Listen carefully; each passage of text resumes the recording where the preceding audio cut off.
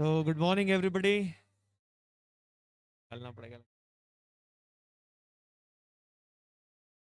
Good morning, all of you. Those who are listening online also. Hello, Anvik. How are you? Good afternoon. नहीं, good morning ही लिखा. बाकी सो गए क्या? Okay, okay.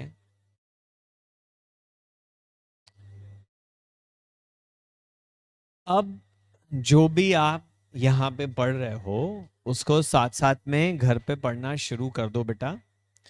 क्योंकि अभी ऐसा लग रहा है कि अभी इतना सा तो है, क्या पढ़ेंगे घर जाके. थोड़े दिन बाद लगेगा अब इतना सारा हो गया, आप कैसे पढ़ेंगे घर जाके. So better to start studying now. Notes में से पढ़ते जाओ साथ में, ताकि आपकी लैंग्वेज इंप्रूव हो. ये बहुत जरूरी है. ये सवाल बार बार आप ही पूछोगे तो मैं ही पूछ लेता हूं आजकल तो अपने आप से. सर वो जैसे आपने नोट्स में लैंग्वेज दी है, हमको बिल्कुल वैसे ही लिखना है ना. Word to word ditto, comma full stop punctuation के साथ नहीं बेटा. आप चाहें तो भी ऐसा नहीं कर सकते. तो मैं हमेशा ये कहता हूं, right your answer in your own language. Sir पर अब मेरा क्या है, संगत खराब है मेरी. आप बोल रहे हो ओन लैंग्वेज तो आर्या है जा रहा है भ्यो पोए खा लिए क्या टाइप के लैंग्वेजेस सर मेरी. तो अब मैं लिखूंगा तो सब गड़बड़ हो जाएगा ना सर. सर क्या मैंने ना वेब सीरीज भी बहुत देख ली सर. नवाजुद्दीन सिद्दीकी को भी बहुत देख लिया सर. सर वो इतने उच्च श्रेणी के धार्मिक वचनों का उच्चारण करता है कि कभी पापा मम्मी सुन लेना तो मतलब सड़क पे आ जाऊं मैं एकदम. आपने, अरे होता है ऐसा, जिसकी संगत में रहो ना उसके शब्द आपकी जुबान पे चढ़ जाते हैं. It happens. ऐसे दोस्तों से बचना चाहिए जो बहुत फ्रीक्वेंट स्लैंग यूज करते हैं, क्योंकि उनकी वजह से वो आपकी जुबान पे आ जाती है. और कहीं फैमिली के बीच में बैठे हैं और मुंह से निकल गया, अरे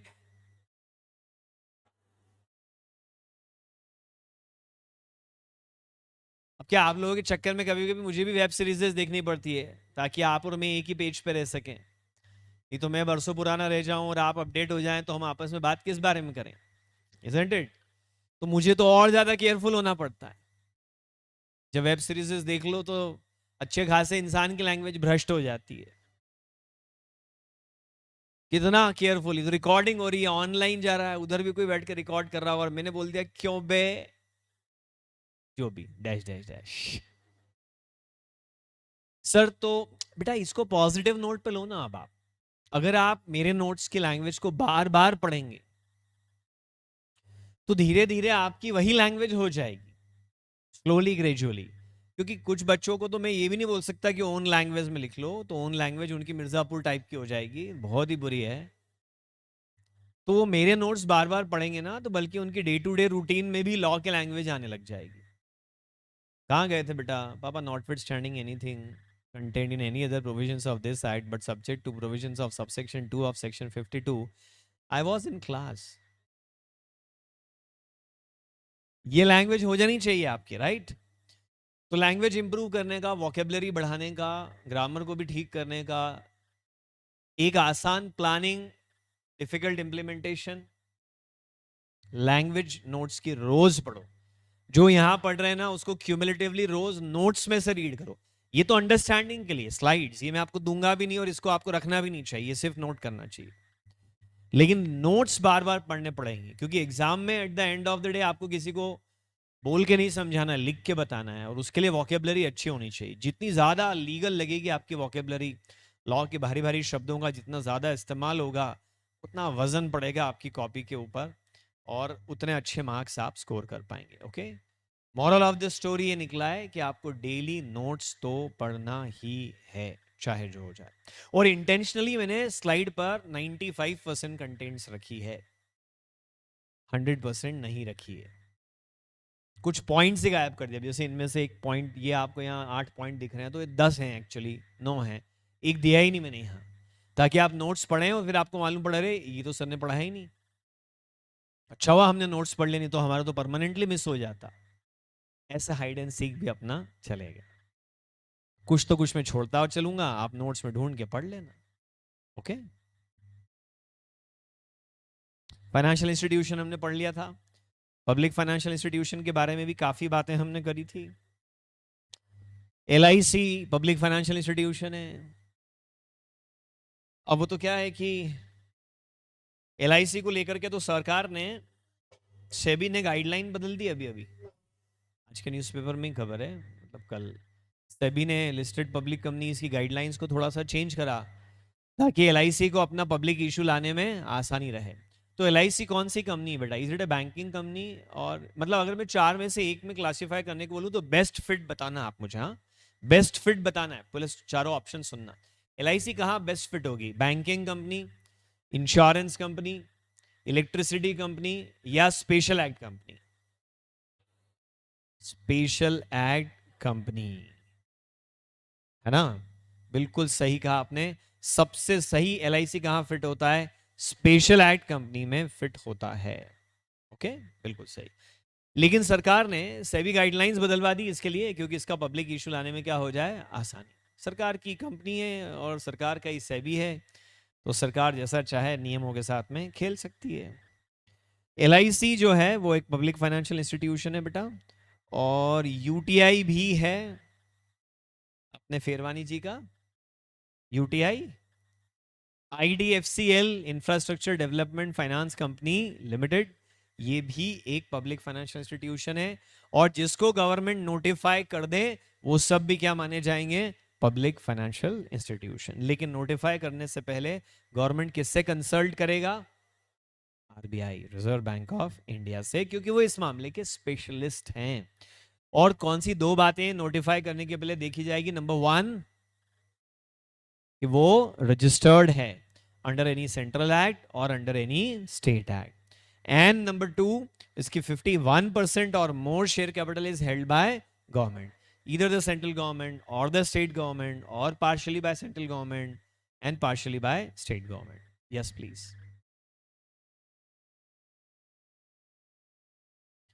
LIC का प्राइवेटाइजेशन नहीं हो रहा है पहले तो, अभी तो वो बहुत छोटा सा पब्लिक इशू ला रहे हैं अपने साइज का।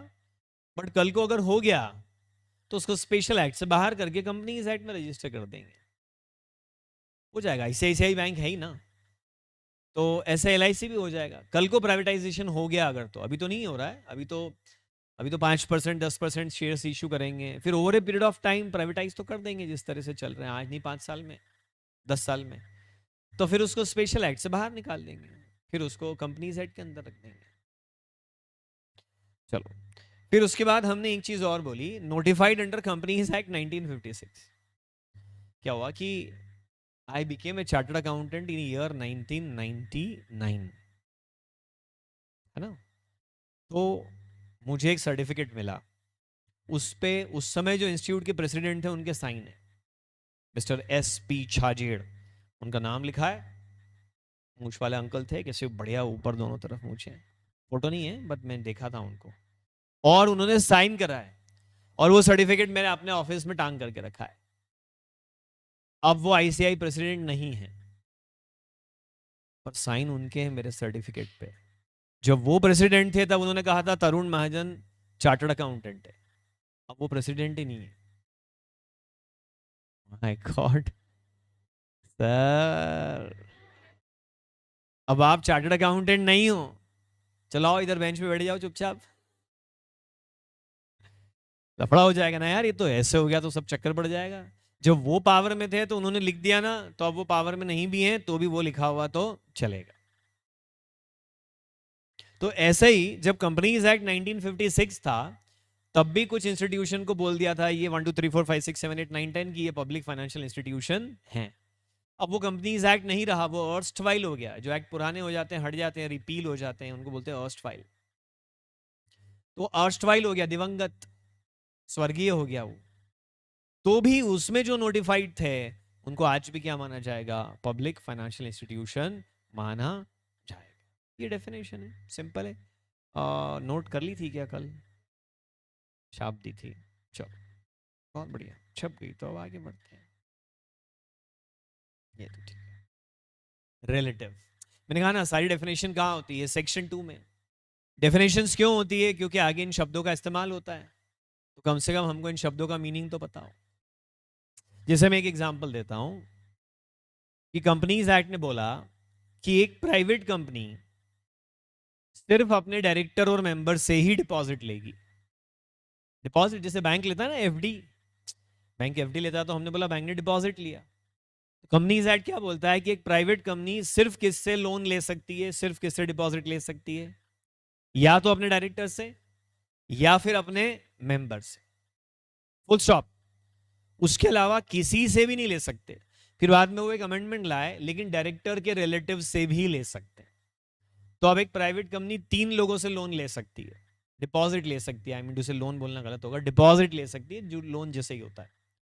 एक तो मेंबर से, दूसरा डायरेक्टर से, और तीसरा किससे? डायरेक्टर के रिलेटिव से।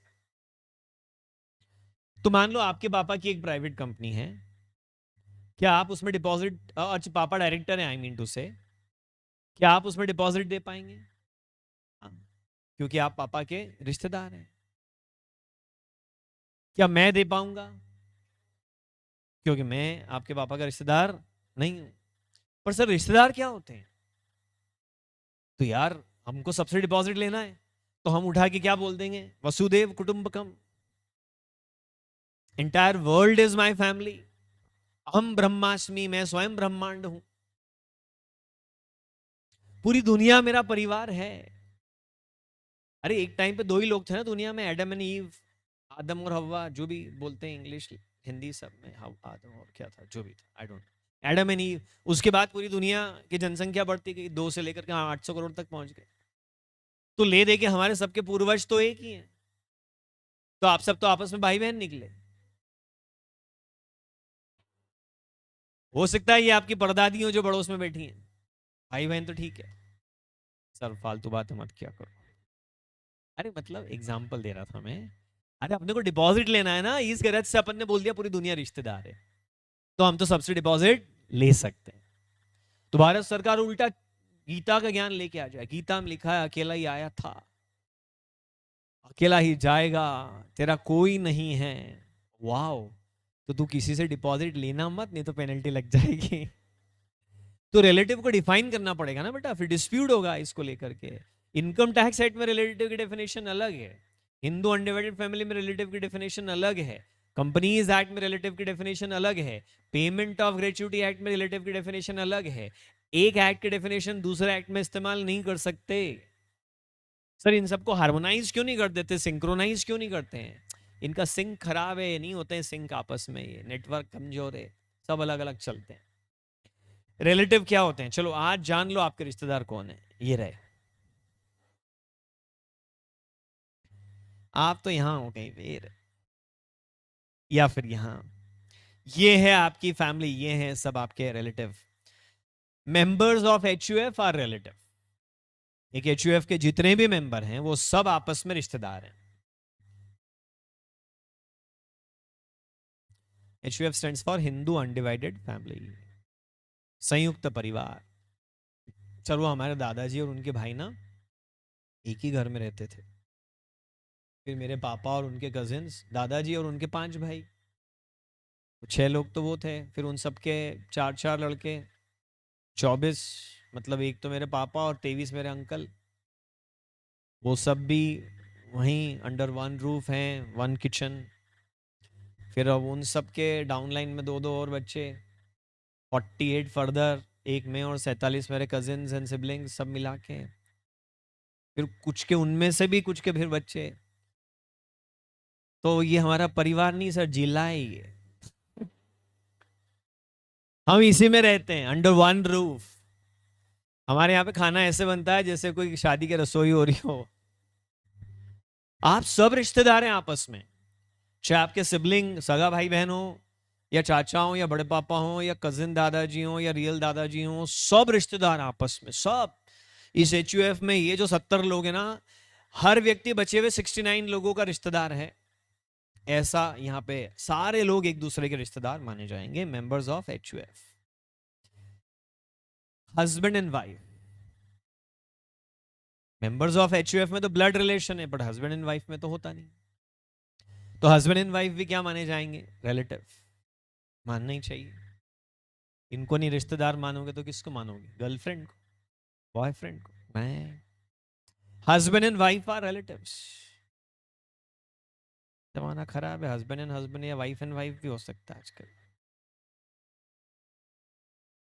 एज मे बी प्रिस्क्राइब्ड, ये देखो लॉ मेकर ने बढ़िया काम करा यहाँ पे, कि इसके अलावा जो हम बता रहे हैं वो सब रिश्तेदार। कल को हो सकता है कंपनीज एक्ट में अमेंडमेंट करके लिख दे मोदी जी सबके रिश्तेदार माने जाएं। अभी तक तो नहीं लिखा है। आपके पापा आपके रिश्तेदार हैं। वाह, क्या ज्ञान दिया सर आपने, आज तक पता ही नहीं था कसम से। और जिनसे आपको डांट और मार पड़ती आई है और पड़ती रहेगी, वो मम्मी भी आपके रिश्तेदार हैं।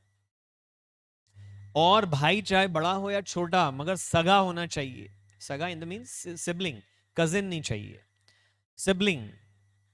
सौतेला चलेगा, अभी हम पढ़ेंगे, सगा चलेगा, सौतेला चलेगा, लेकिन कजिन नहीं चलेगा। तीन कैटेगरी होती है, एक होता है सगा, एक सौतेला और एक कजिन। कजिन्स की बात नहीं कर रहे इधर हम, ठीक है। अब आजकल इतनी छोटी फैमिली होती है कि real brother sister, real brother ही है या फिर सिस्टर ही है, या मतलब प्रॉब्लमेटिक है, तो कजिन्स ज्यादा इंपॉर्टेंट हो जाते हैं आजकल। लेकिन कजिन्स आपके रिश्तेदार नहीं है, ध्यान रख लेना। कभी वो मांगे उसकी मैगी खत्म हो जाए, बोले तेरे इसमें थोड़ी और दे दो, हक रिश्तेदार नहीं तू मेरा, एज पर कंपनीज एक्ट।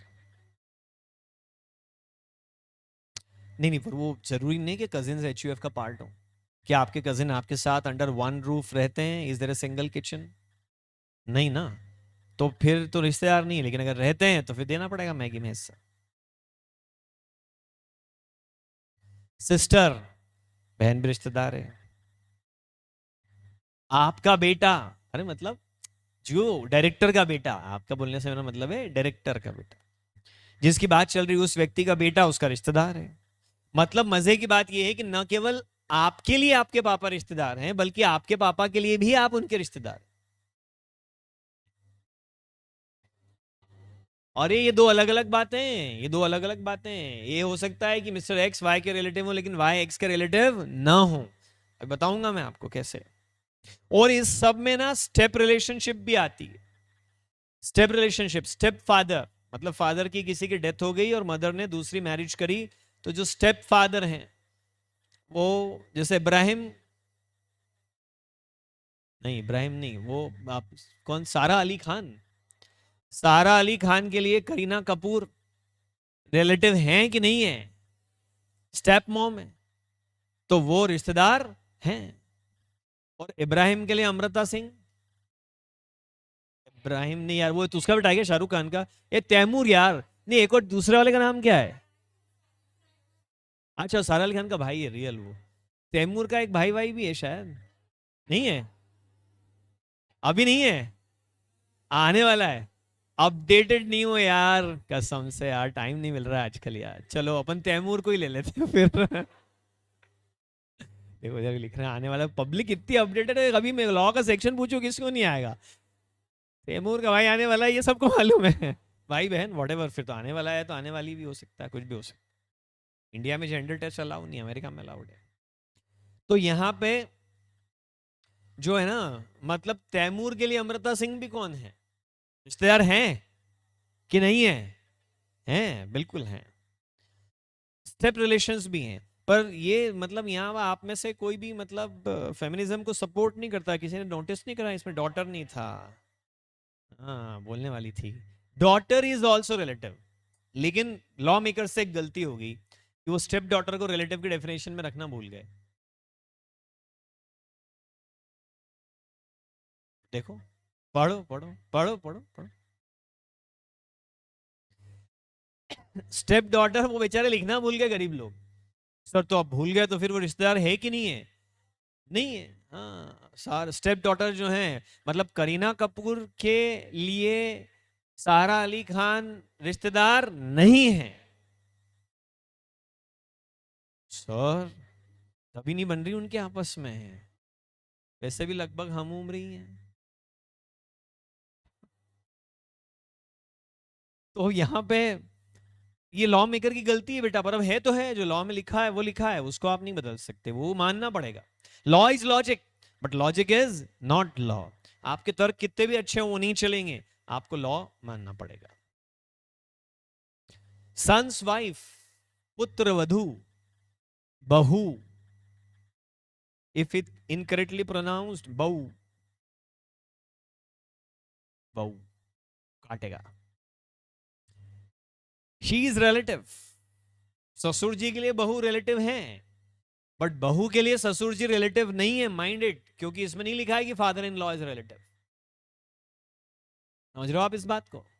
ससुर जी के लिए बहू कौन है? रिश्तेदार हैं, लेकिन बहू के लिए ससुर जी रिश्तेदार नहीं है। मतलब ससुर जी की कंपनी में बहू डिपॉजिट दे पाएगी, बट बहू की कंपनी में ससुर जी डिपॉजिट नहीं दे पाएंगे, क्योंकि वो रिश्तेदार नहीं है।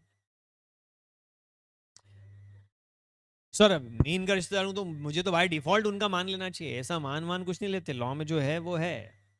एक मिनट बेटा। डॉटर्स हस्बैंड, दामाद जी, जो कुछ सालों बाद बेचारे फूफा जी हो जाते हैं, पर फूफा जी रिश्तेदार नहीं है, ध्यान देना। Daughter's husband, he is a relative, ये ही रिश्तेदार है, फुल स्टॉप, इसके अलावा कोई नहीं है। ध्यान रखना इस बात को, under the companies act, but only under the companies act. पता पड़ा तुम आज कोई शादी ब्याह में गए, तुम खड़े हो, बेटा फूफा जी, हाँ अल्लाह मर, सिखाना पड़ता है ना कई बच्चों को, ऐसा कुछ तो अपने आप ही चरण स्पर्श कर लेते हैं, कुछ को मतलब आंखों से टल्ला मार के सिखाना पड़ता। क्या क्या? पैर छुओ बेटा, पैर, सॉरी पापा। As per section 2 of the companies act 2013, बुआ जी एंड फूफा जी are not my relatives. Publicly चप्पल पड़ेगी, फिर as per mummy act for ever, वो आपके अपने आप रिलेटिव हो जाएंगे, जुरिस्डिक्शन चेंज हो जाएगा। हाँ एक मिनट पहले इनका डाउट ले ले। एचयूएफ दामाद अगर घर जमाई है तो फिर ठीक है, फिर वो आपको हिंदू सक्सेशन एक्ट देखना पड़ेगा। मैं समझता हूं उसमें भी नहीं माने जाएंगे, क्योंकि वो हिंदू सक्सेशन एक्ट अलाउ नहीं करता, बाय बर्थ होती है। हिंदू सक्सेशन एक्ट के हिसाब से जो मेंबरशिप होती है एचयूएफ की, वो बाय बर्थ होती है। अब दामाद जी का जन्म उस परिवार में नहीं हुआ हुआ होता तो शादी नहीं होती। हाँ नहीं नहीं, मेरा क्या कहना है, एचयूएफ तो एक अलग ही बात हो गई, अब तो हम नॉन एचयूएफ की बात कर रहे हैं। एचयूएफ में तो सब एक दूसरे के क्या है, मेंबर है, बट हम एचयूएफ के अलावा बात कर रहे हैं। अब एचयूएफ में तो बुआ जी जो हैं वो भी आपके रिश्तेदार हैं, क्योंकि वो भी पार्ट ऑफ एचयूएफ है ना। एचयूएफ में तो सब रिश्तेदार हैं एक दूसरे के, वहां की तो बात ही नहीं कर रहे हैं। वो तो मैंने पहले ही बोला कि 70 लोग हैं तो बच्चे भी 69 लोगों के वो रिश्तेदार है, वो तो चैप्टर क्लोज हो गया। अब हम अदर देन एचयूएफ बात कर रहे हैं। ओके, एचयूएफ कैसे डिटरमाइन करेंगे? हिंदू सक्सेशन एक्ट, भारत कानूनों का देश, उसमें देखो कि किस किस को रिश्तेदार बताया। पहले बेटी जो कि जिसकी शादी हो जाती थी उसको एचयूएफ का मेंबर नहीं मानते थे, यानी उसको जायदाद में हिस्सा नहीं मिलता था।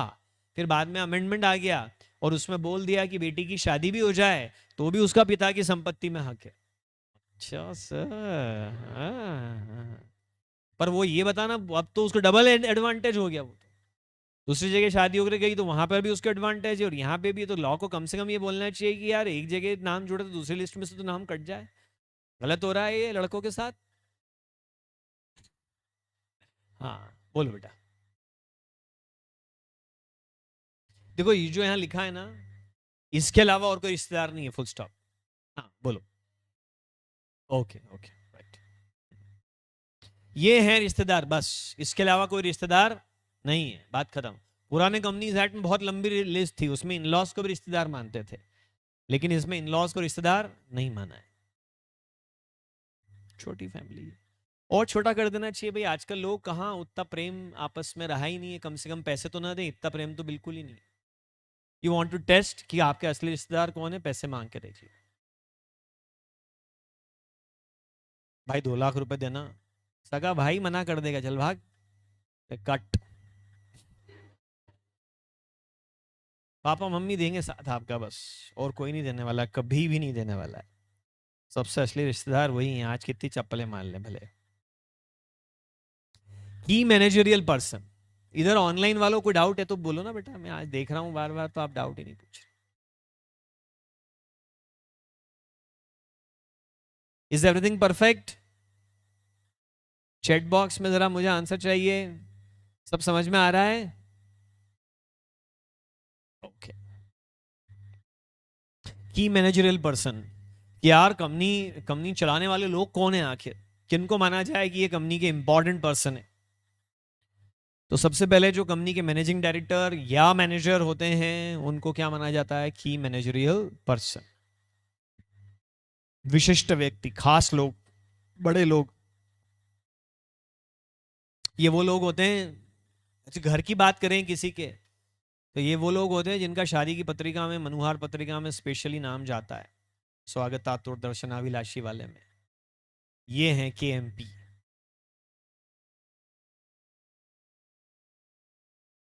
अगर रिलायंस इंडस्ट्रीज लिमिटेड की बात करें तो अपने मुकेश भाई, he is the managing director, he is the manager of Reliance Industries Limited, biggest company of India. ये हैं की मैनेजरियल पर्सन, लगते भी हैं। होल टाइम डायरेक्टर, डायरेक्टर दो टाइप के होते हैं, एक होल टाइम एक पार्ट टाइम। हम किसकी बात कर रहे हैं यहां पर? Whole time director. Whole time director को ना लोग एग्जीक्यूटिव डायरेक्टर भी कहते हैं। कौन सा डायरेक्टर? Executive director. अरे वाह, इधर आया सर, आप इतना अच्छा पढ़ा रहे हैं कि डाउट्स नहीं आ रहे। अरे वाह वाह वाह सर, बट में से अगर कोई फैमिली छोड़कर चला जाए तो वो रिलेटिव माना जाएगा। हाँ मिस्टर 519EC605, अगर कोई घर छोड़ के चला जाए, जैसे मान लो आप घर छोड़ के चले गए, तो रिश्तेदारी थोड़ी खत्म होती, रिश्तेदार तो रिश्तेदार है। तलाक भी नहीं दे सकते, वो तो सिर्फ हस्बैंड वाइफ में ही होता है। डिसोन कर लो कंपनीज एक्ट तो फिर भी मानेगा। पापा भले आपके लिए एक नोटिस दे दें कि ये लड़की या ये लड़का ये निहायत नालायक है, इसको आज से मैं इसके लिए बिल्कुल लायबल नहीं होऊंगा, न्यूज़पेपर में छपवा दे, तो भी एज पर कंपनीज एक्ट, तो फिर भी आप पापा को कांग्रेचुलेट, पापा as per companies act you are still my relative. पापा बोले एक फूटी कौड़ी नहीं दूंगा, अरे बोले वो तो सब पहले ही चुरा लिए मैंने, छोड़ो, पर रिश्तेदार तो आप हो। Executive director, one who execute work, जो काम करता है। ऐसा नहीं कि बस महीने 2 महीने में एक बार आया, हेलो हाय करके और चला गया। ये रोज सुबह टिफिन लेकर के, बॉटल लेके, बस्ता लेके आते हैं, दिन भर यहाँ बैठते हैं, काम करते हैं, देर रात घर जाते हैं, सैटरडे संडे को भी काम करते हैं। ये वो लोग हैं executive director, whole time director इनको कहते हैं हम। ये कंपनी के फुल टाइम एम्प्लॉय हैं एक तरह से, ये कंपनी के क्या है, एक तरह से फुल टाइम एम्प्लॉय। आप दो कंपनी के होल टाइम डायरेक्टर नहीं हो सकते बेटा। सर मैं यहाँ भी फुल टाइम काम करता हूँ और वहां भी। वाह, डोरेमोन का गैजेट था तुम्हारे पास कि तुमने अपनी कॉपी निकाल ली और एक को वहां पे लगा दिया। जैसे अब ये रिलायंस इंडस्ट्रीज लिमिटेड में बात करो, mister Heetal R Meswani, so he is whole time director, so he is also a key managerial person. Chief executive officer और चीफ फाइनेंशियल ऑफिसर, सीईओ और सीएफओ,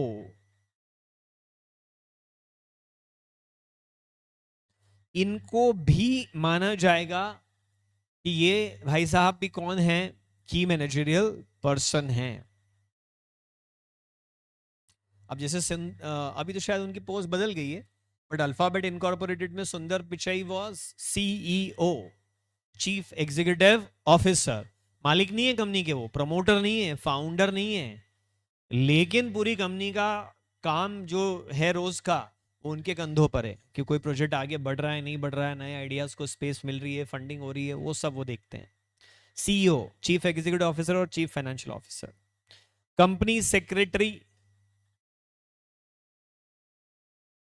ये लिली नहीं की है डायरेक्टर की सेक्रेटरी मिस लिली, वो वाली बात नहीं चल रही है यहाँ। यहाँ बात चल रही है किसकी? कंपनी सेक्रेटरी, जिसने सीएस एग्जाम पास करी है, जो सीएस की तरह से रजिस्टर्ड है, जो कंपनी में जॉब करता है एज अ कंपनी सेक्रेटरी। ये mister K Sethuraman, he is the company secretary at Reliance Industries limited.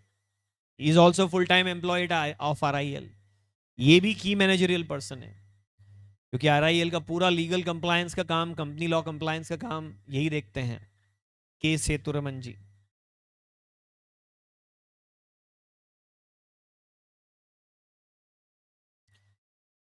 और इसके अलावा सर MD भी होल टाइम डायरेक्टर होता है क्या? बेटा वो प्रोविजंस ना अपने सिलेबस से बाहर हैं कि कौन MD बन सकता है और कौन नहीं बन सकता है। बट हाँ, मैं आपके क्वेश्चन का आंसर यस कह सकता हूं कि यस होता है। डायरेक्टर्स के प्रोविजन अपने सिलेबस के बाहर हैं। Next is designated by board. जिस बंदे को, अब ये जतिन क्या बोल रहा है, फिर तो CS से बड़ा CS हुआ। नहीं नहीं, ऐसा की मैनेजरियल पर्सन होना कोई बड़ी बात थोड़ी। ये कोई छोटी मोटी कंपनी है और आप बोलो कि मैं उसका डायरेक्टर हूँ, बोले टर्नओवर कितना, बोले 750 रुपए, पर मैं हूँ की मैनेजरियल पर्सन। उससे क्या होता है? CA से बड़ा CA से ऐसा कुछ नहीं है। ये तो हर बंदे की अपनी कैपेबिलिटी है। अब मुकेश अंबानी जी ना CA हैं ना CS हैं, फिर भी सबसे बड़े हैं। ये तो आपकी अपनी क्षमता है। प्रोफेशन कोई भी ना आपको एक लोअर साइड की गारंटी देता है कि तू भूखे नहीं मरेगा, काइंड ऑफ, कम से कम इतना पैकेज तो मिलेगा। बट ऊपर जो आप जाते हैं, प्रोफेशन से आपकी पहचान नहीं होनी चाहिए लाइफ में, आपसे प्रोफेशन की पहचान होनी चाहिए। करो तो कुछ ऐसा करो, isn't it? हाँ, लोग बोले कि अरे, लोग प्राउडली बोलते हैं कि अरे वो सुरेश प्रभु जी जो हैं, या अपने कौन रेलवे मिनिस्टर है, कौन है, क्या नाम भूल गया मैं, पीयूष गोयल जी। फिर आपको बोलते हैं Shekhar Kapoor, he is also chartered accountant. ऐसे लोग, मतलब उनकी वजह से प्रोफेशन जाना जाता है कि अरे ये चार्टर्ड अकाउंटेंट है। तो ऐसा कुछ बड़ा भारी सा काम आपको करना चाहिए, जिससे कि लोग आपके फैमिली को आपके नाम से जाने, आपके प्रोफेशन को आपके नाम से जाने, आपकी कास्ट को आपके नाम से जाने, आपके नेशन को आपके नाम से जाने। करेंगे सर, करेंगे। Designated by board. बोर्ड उठा के किसी को बोल दे कि ये भाई साहब जो हैं, इनको KMP माना जाए, तो बोर्ड ऑफ डायरेक्टर ने बोला है माना जाए, तो फिर माना जाए।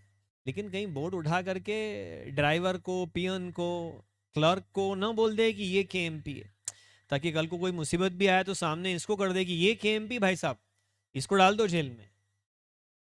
जिसको भी बोर्ड डेजिग्नेट कर रहा है उसका लेवल क्या होना चाहिए? डायरेक्टर के लेवल का आदमी होना चाहिए, या उससे एक लेवल नीचे भी चलेगा, पर उससे 2 लेवल नीचे वाले आदमी को डेजिग्नेट नहीं कर सकते। Person designated by board will be deemed to be key managerial person. लेकिन डेजिग्नेट किसको करेंगे? या तो डायरेक्टर लेवल के आदमी को, या उससे एक नीचे लेवल के आदमी को। उससे 2 नीचे लेवल वाले आदमी को हम डेजिग्नेट नहीं करें। सर CA भी की मैनेजरियल पर्सन हो सकता है क्या? बिल्कुल। अगर CA किसी कंपनी में होल टाइम डायरेक्टर है, फिर वो सर्टिफिकेट ऑफ प्रैक्टिस नहीं रख पाएगा भाई। कई चार्टर्ड अकाउंटेंट है जो प्रैक्टिस नहीं करते हैं, वो हो सकते हैं कंपनी के अंदर की मैनेजरियल पर्सन। कंपनी का ऑडिटर जो होता है वो की मैनेजरियल पर्सन नहीं होता है, वो तो एक आउटसाइड पार्टी माना जाता है कंपनी के लिए, कि वो इंडिपेंडेंट है, वो अनबायस्ड है। लेकिन अगर मैं प्रैक्टिस नहीं करता हूँ और मैं कंपनी चला, अरे कम से कम 50,000 चार्टर्ड अकाउंटेंट देश में ऐसे हैं जिन्होंने एग्जाम पास कर ली और सर्टिफिकेट ऑफ प्रैक्टिस तो छोड़ो, मेंबरशिप तक के लिए अप्लाई नहीं करा कि हमको मेंबर रजिस्टर ऑफ मेंबर में हमारा नाम लिख के मेंबरशिप नंबर अलॉट कर दो। 50,000 लोगों ने CA करा, फाइनल के बहुत ग्रुप पास करे, भूल गए, बिजनेस करने लग गए, कुछ और करने लग गए। दे नेवर फेल्ट कि मुझे इस डिग्री की जरूरत है, तो मैं कम से कम मेंबरशिप सर्टिफिकेट तो ले लूं। ऐसे भी लोग हैं, कैन यू बिलीव दिस? तो अगर CA है तो वो भी हो सकता है की मैनेजरियल पर्सन, लेकिन वो प्रैक्टिसिंग CA की कैपेसिटी में नहीं हो सकता। हाँ,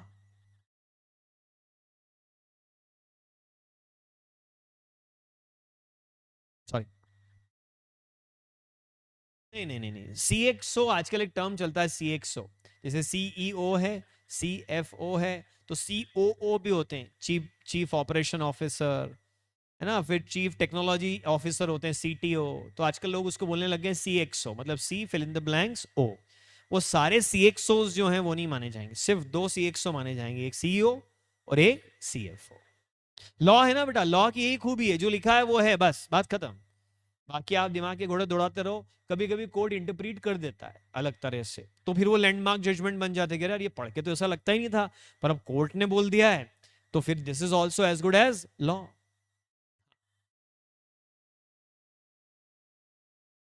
प्रैक्टिसिंग सीए के लिए फिर आपको असीम सर पढ़ाएंगे कि कोड ऑफ एथिक्स है, कि आप सर्टिफिकेट ऑफ प्रैक्टिस लेकर के बैठे हो तो दूसरे बिजनेस वगैरह आप नहीं कर सकते हो, उसके अपने रूल्स हैं कि आप डायरेक्टर सिंपलिसिटर हो सकते हो, होल टाइम डायरेक्टर नहीं हो सकते।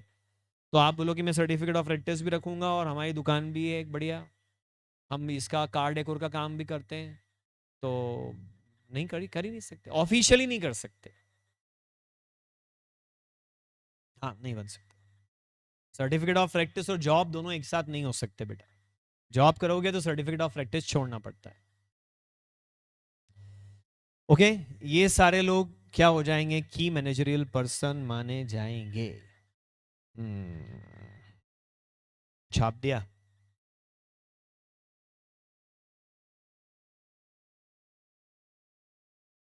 लेवल बेटा मैनेजमेंट की हिरार्की होती है, बड़ी कंपनियों में तो डॉक्यूमेंटेड होते हैं सारे लेवल, छोटी कंपनियों में कुछ डॉक्यूमेंटेड होता नहीं है, तो उसमें आप जैसा प्रूव कर सको, ठीक है। और डॉक्यूमेंटेड चीजें भी कहाँ फुल प्रूफ होती है, उसमें भी 10 मीन मेक निकाले जा सकते हैं। आपने कभी भी गली क्रिकेट खेला होगा तो आपने देखा ना कितना झगड़ा होता है सारे रूल डिफाइंड होने के बाद भी, सारे रूल डिफाइंड होते हैं, one tip one hand out है, नाली में गई तो आउट है, किसी की छत पे चलेगी तो आउट है, किसी को गेंद लग गई दूसरे आदमी को तो आउट है, सब डिफाइंड होता है, इसके बाद भी कितना झगड़ा होता है। अच्छा, गली क्रिकेट में एलबीडब्ल्यू रखते ही नहीं अपन, देखेगा कौन, एक्शन रिप्ले कहां से लाएंगे, इतने डिफाइंड रूल हैं उसके बाद भी इतना झगड़ा होता है। तो यही तो ह्यूमन टेंडेंसी है ना, इतना बड़ा एक्ट बना दिया 450 सेक्शन का, ढेर सारे रूल बना दिए, इतनी मोटी मोटी ढेरों किताबें लिख दी इसके ऊपर, बट बिलीव मी लोग आज भी डिस्प्यूट कर रहे हैं कंपनीज एक्ट में लेकर के। और फिर जब इतनी लाइनें पढ़ने के बाद भी क्लैरिटी नहीं आती कि आखिर ये कहना क्या चाहते हैं, तो फिर कोर्ट जो है मामले की परिस्थितियों को देख करके फैसला देता है, और अगर ये फैसला सुप्रीम कोर्ट ने दिया हो तो ये केस लॉ जो है एज गुड एज सेक्शन जितना पावरफुल हो जाता है। सेक्शन में क्लैरिटी नहीं है तो लोग लड़ते हुए कोर्ट गए, और डिसीजन लड़ते लड़ते कहां पहुंच गए, सुप्रीम कोर्ट, और सुप्रीम कोर्ट ने उठा के कोई जजमेंट दे दिया कि ये जो लिखा है इसका मतलब ये माना जाए, तो वो एज गुड एज लॉ हो जाता है। वो सेक्शन में लिखा नहीं है, बट फिर वो सेक्शन जितना ही पावरफुल हो जाता है। फिर जब वापस दो लोग लड़ते हैं और उनका डिस्प्यूट इसी तरह का है जिसपे सुप्रीम कोर्ट डिसीजन दे रखा है, तो पहले ही बोल देते हैं कि देख अपन लड़ेंगे, फिर अपन कोर्ट जाएंगे, फिर अपन हाई कोर्ट जाएंगे, फिर अपन सुप्रीम कोर्ट जाएंगे, तो सुप्रीम कोर्ट तो जजमेंट ऑलरेडी दे ही चुका है ना, तो भाई ये क्लियर है, ये ऐसा होना चाहिए, that's it. Okay, last point, other person as may be prescribe.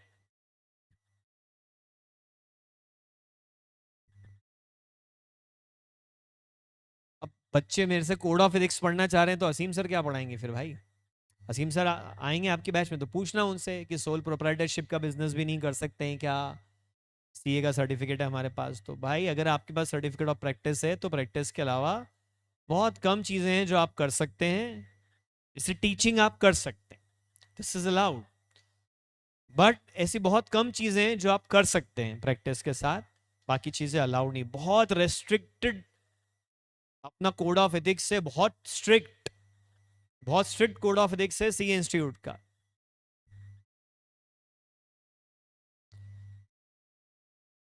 आप प्रैक्टिस कर रहे हैं अभी, पर्सनल क्वेश्चन पे आ गई है तो I said I practice but I don't do the traditional practice, income tax audit ये सब नहीं करता हूं मैं, वैल्यूएशन ऑफ शेयर्स का काम करता हूं बस, फुल स्टॉप।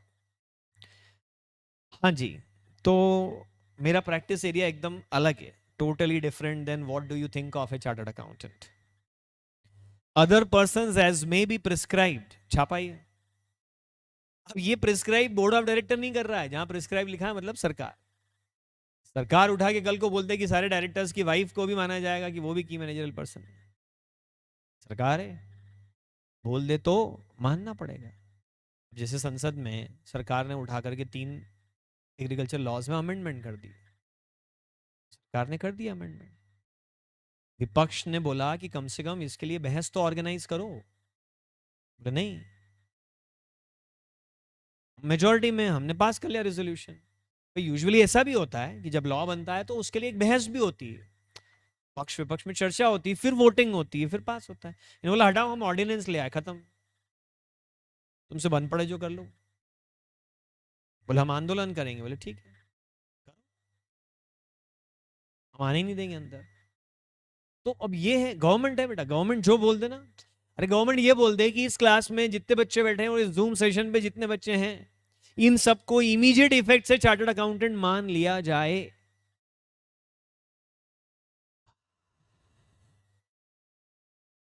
फिर सी इंस्टीट्यूट की ताकत नहीं कि पूछे, लेकिन सर वो बोल दिया ना, हाँ जी जी सर, जी सर।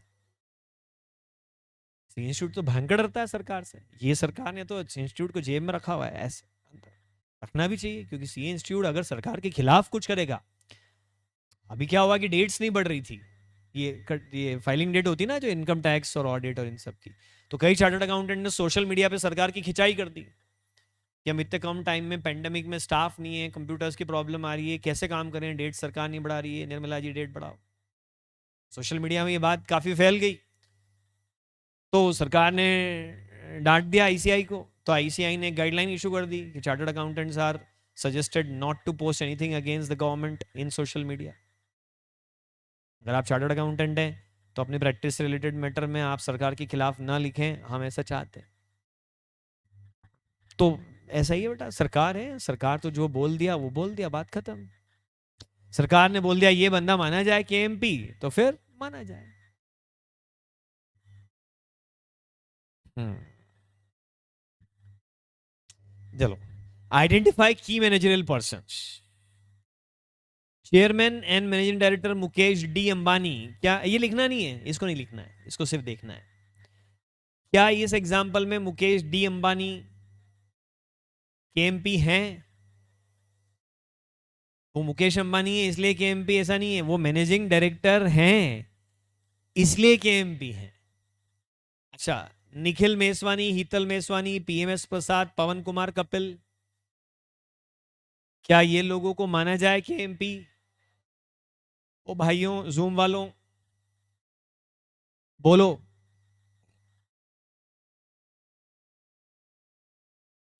सर एमडी भी होल टाइम डायरेक्टर होता है क्या? अभी तो बोला होता है, रितु कितनी बार पूछोगी। हाँ, ये सब भी क्या माने जाएंगे? केएमपी माने जाएंगे। Mister ML Bakhta, YP Trivedi, Kapoor साहब, मिश्रा जी, जैन साहब, इन सब के बारे में क्या ख्याल है आपका?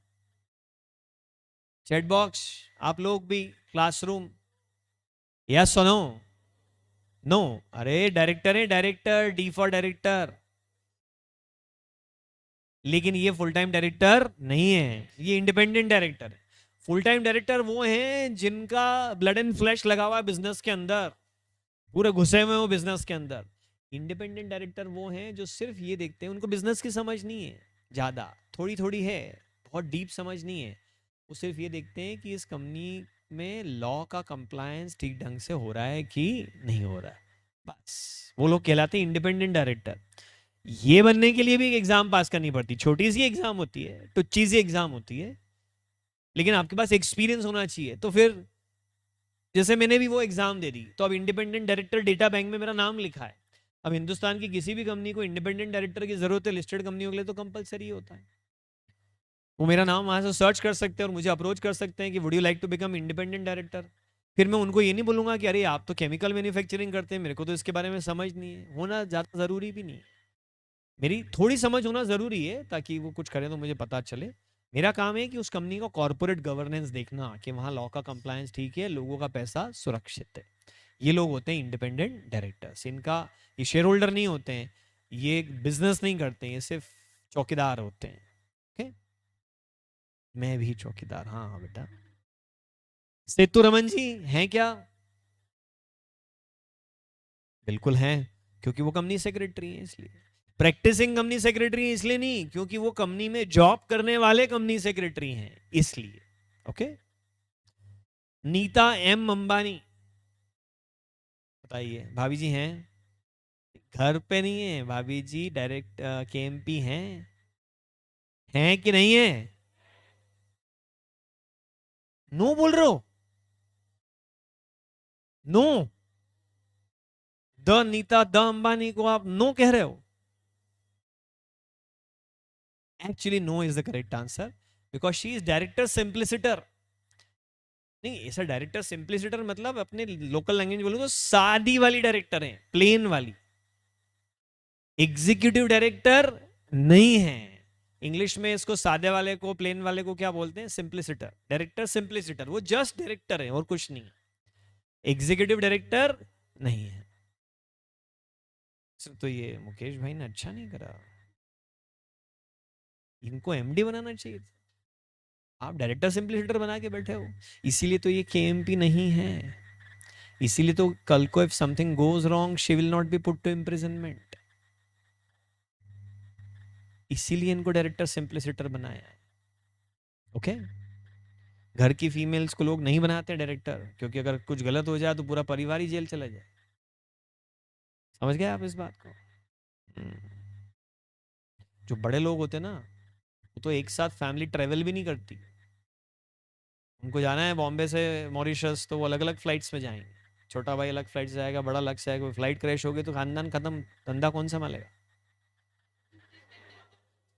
हाँ हाँ, फैक्ट है ये। वो करोड़ के यार, 500 1000 करोड़ हो किसी के पास तो फिर मतलब उसको सब बातें ध्यान रखना पड़ती है। सिक्योरिटी बहुत बड़ा कंसर्न हो जाता है। सिर्फ उनका नहीं, पब्लिक का पैसा दांव पे लगाया है। आज रिलायंस इंडस्ट्रीज लिमिटेड सिस्टम्स की वजह से नहीं चलती, मुकेश अंबानी की वजह से चलती है। मुकेश अंबानी जी नहीं हो, उनके जितना दमदार आदमी नहीं हो, तो सिस्टम भी कोलैप्स हो जाएगा। होना ये चाहिए कि कंपनी को सिस्टम से चलना चाहिए, व्यक्ति से फर्क नहीं पड़ना चाहिए। जैसे आपका इन्फोसिस, वो सिस्टम से चलता है।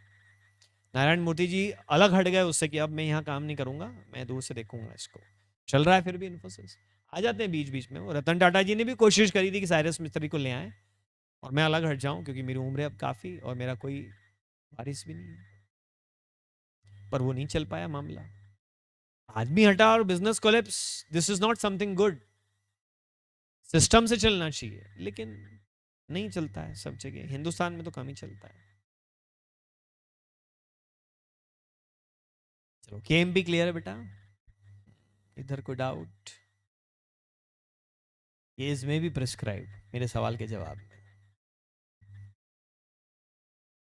ऑफिसर इन डिफॉल्ट, अगली डेफिनेशन।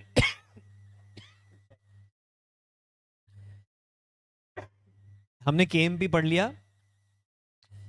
यार कंपनीज एक्ट के ना हर दूसरे सेक्शन में डराया हुआ है। If you do not comply with provisions of this section, then not only company is punishable, but also every officer of company who is in default is punishable। अरे सोचो, ऐसा बोलते कि कंपनी के सारे ही बंदे पनिशेबल होंगे, शेयर होल्डर भी, डायरेक्टर भी, तो आप कंपनियों के शेयर ही नहीं लेते। अनिल अंबानी जी कंपनी डूब गई, आपके घर पे नोटिस आ गया कि तुम भी डिफॉल्टर हो, चलो तुम पैसे चुकाओ, मारे जाते हैं ना अब तो। अच्छा, सारे डायरेक्टर भी डिफॉल्टर नहीं माने जाते हैं, only officer who is in default. जो दोषी अधिकारी है सिर्फ वही दंडित किया जाएगा। कंपनीज एक्ट के हर दूसरे सेक्शन में डराया है। ये सेक्शन नहीं माना ना, तो मतलब बड़े बड़े जितने भी सेक्शन है ना, उनका जो सबसे आखिरी सब सेक्शन होता है ना, सब सेक्शन 9 10, उसमें ये लिखा होता है, if you do not comply with provisions of this section, then company and every officer of the company who is in default shall be punishable with a fine of ₹50,000, something like that. सब जगह ये लिखा, बात बात पर डराते। तो अब ये तो ऐसा लगता है कि बात बात पे जेल भेजते हैं। अभी बहुत सारी जगह से जेल हटा दी ईज ऑफ डूइंग बिजनेस को बढ़ाने के लिए। ये तो ऐसा लगता है कि हम पता नहीं कब जेल चले जाएं। बोले और नया स्टार्टअप आइडिया आया, बोले हाँ, जेल कब जा रहे हो फिर? पता नहीं क्या नॉन कंप्लायंस हो जाए, हम जेल में भेज दिए जाएं। बल्कि हमने तो एक पोस्ट ही रख ली, एक डायरेक्टर प्रोडक्शन, एक डायरेक्टर मार्केटिंग, एक डायरेक्टर इम्प्रिजनमेंट। बोले क्या करेगा? बोले कुछ भी गलत हुआ तो जेल ये जाएगा सबके behalf. Officer who is in default, सब जेल नहीं जाएंगे, सिर्फ डिफॉल्टिंग ऑफिसर जेल जाएगा। ये कंगना राणावत नहीं, नहीं, की managerial person who is officer in default, KMP. बताओ, नीता अंबानी जी हैं ऑफिसर इन डिफॉल्ट? क्योंकि वो केएमपी ही नहीं है। और हीतल आर मेसवानी, क्योंकि वो केएमपी हैं। केएमपी हैं तो ऑफिसर इन डिफॉल्ट तो हैं ही। सर हमारी कंपनी में ना केएमपी ही नहीं है। ये no MD, no whole time director. Sir director नहीं, no whole time director. Director simpliciter है, सादे वाले डायरेक्टर है। कोई होल टाइम डायरेक्टर नहीं है, कोई एमडी नहीं है, कोई सीईओ तो हमने रखा ही नहीं। सैलरी कहाँ से अफोर्ड करें हम नहीं दे पाएंगे। कंपनी सेक्रेटरी उसकी जरूरत नहीं है, हमारी कंपनी साइज में छोटी है। फिर बोले फिर क्या, we don't have any KMP. समाजवाद है हमारे यहाँ, सब बराबर। तो फिर ये है ऑफिसर इन डिफॉल्ट। अगर केएमपी ही नहीं है आपके यहां तो ये है officer in default, Lal colour वाले भैया। Person specified by board. Board of directors में 6 डायरेक्टर थे। इन 6 के 6 लोगों ने बैठ करके एक मीटिंग कर ली। इन्होंने डिसाइड कर लिया कि मिस्टर अरुण जैन को ऑफिसर इन डिफॉल्ट डेजिग्नेट किया जाता है। If something goes wrong then he will be treated as officer in default. तो सर अरुण जैन की कंसेंट लिया आपने ये करने के पहले? ऑब्वियसली, कॉमन सेंस है। तो आप किसी के सिर पे ऐसे थोड़ी बैठा सकते हो कि ये तू माना जाएगा, उससे तो पूछा ही नहीं। सबसे पहले तो वही सहमति देंगे। सर पर ऐसे कोई क्यों देगा सहमति? क्योंकि वही काम देखता है, उसी ने लीडरशिप ले रखी है, झंडा उठा के आगे तो वही चल रहा है, तो फिर सीने पे गोलियां खाने को भी आगे वही तैयार रहेगा। सर हम ऐसा डिसाइड ही नहीं कर पाए, मान लो हम किसी को डेजिग्नेट ही नहीं करें, फिर सारे के सारे क्या माने जाएंगे? सारे डायरेक्टर क्या माने जाएंगे? Officer who is in default. Sir मान लो हमारी कंपनी में डायरेक्टर ही ना हो। अरे बेटा, बिना डायरेक्टर के तो कंपनी नहीं हो सकती। प्राइवेट कंपनी में मिनिमम 2 डायरेक्टर चाहिए, पब्लिक कंपनी में मिनिमम 3, ओपीसी में मिनिमम 1।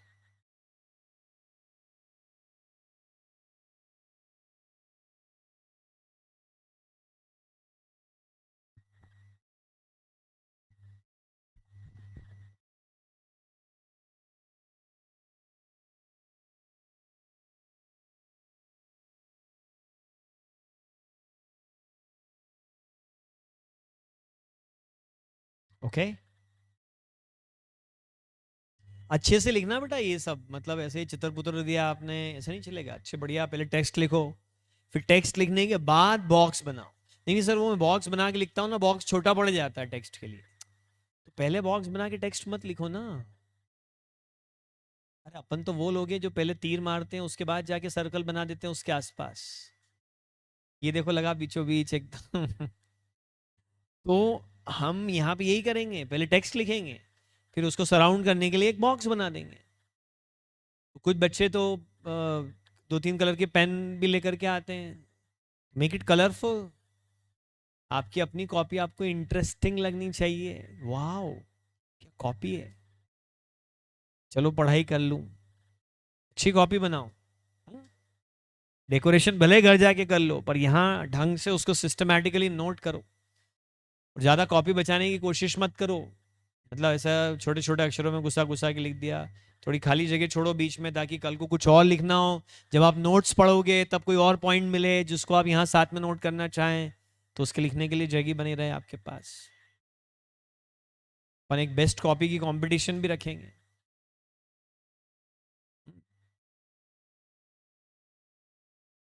सर बोर्ड एक से ज्यादा लोगों को ऑफिसर इन डिफॉल्ट डेजिग्नेट कर सकता है क्या? चलो आप बताओ, यस और नो। हाँ कर सकता है, बिल्कुल कर सकता है।